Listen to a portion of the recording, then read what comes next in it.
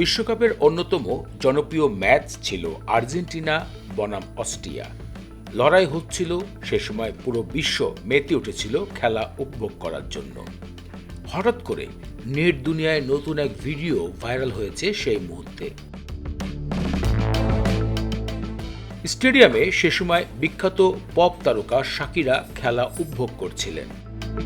এমন সময় তাকে কোনো এক কিশোর চুম্বন দিচ্ছিল। এই দৃশ্যটি সোশ্যাল মিডিয়াতে রাতারাতি ভাইরাল হয়ে যায় এবং নানা ধরনের কথা ছড়িয়ে পড়ে নেট দুনিয়ায়।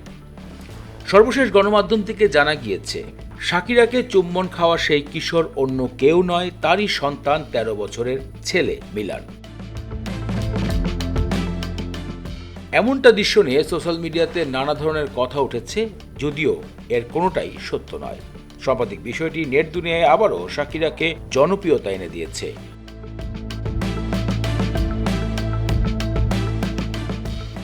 মা ছেলের ভালোবাসা অন্য এক মাত্রা দর্শকদের কাছে চোখে পড়েছে। দর্শক, আপনাদের কাছে এই বিষয়ে কোনো মূল্যবান মতামত থাকলে ভিডিওতে কমেন্ট করে জানাবেন আপনার মূল্যবান মতামত।